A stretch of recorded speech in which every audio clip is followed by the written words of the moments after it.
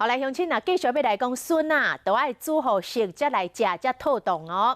每一年的4月到10月是麻竹笋甲绿竹仔笋大出的时阵，但是讲有袂少人食笋啊了后过敏，甚至呼吸袂顺。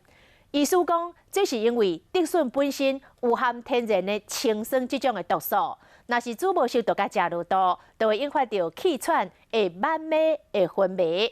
所以笋啊一定爱煮好熟才来食。 才袂中毒。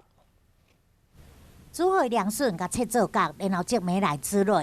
伫热天时啊，食这凉笋口感真赞。不过有民众食竹笋啊了后，煞出现着呼吸袂顺，迄只过敏的症状，紧急求诊，哪会安尼？之前看电视说好像会中毒的样子的，不知道没听过原来只要是竹笋啊，就存在天然的毒素。 像市面上经常看到麻竹笋，或者是绿竹仔笋，只要是也未熟的竹笋啊，或者是笋仔尾尖尖的部分，拢含有氰酸，上好是煮好熟才可食。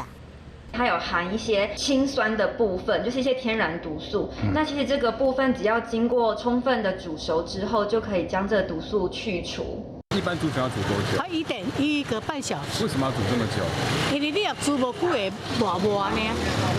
那我是假的不好吃，苦苦的。医师表示，食到煮无熟的竹笋啊，可能会引发到气喘、昏迷这现象。但是民众免伤担心，只要将这笋仔壳完全拢甲剥掉，煮好滚了后，再搁用细拍火煮至少25分钟，唔来当降低氰化物的毒性，嘛会当食到笋仔的甜味。